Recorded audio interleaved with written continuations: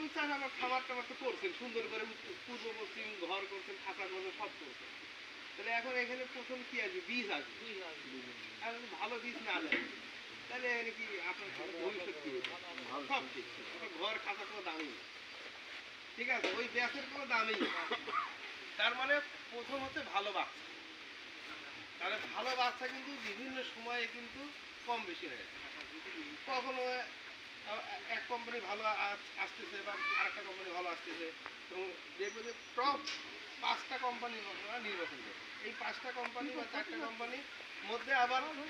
যেটা আপনার মনে করেন আশেপাশে খবর নেবেন এই টাইমে কোনটা ভালো চলতেছে ডিম কেমন প্রোডাকশন কেমন ঠিক আছে ওষুধ আছে কিনা ম্যারেক্সটা আছে কিনা এই জিনিসগুলো একটু খোঁজ খবর নিয়ে ভালো বাচ্চা আপনারা নির্ধারণ করবেন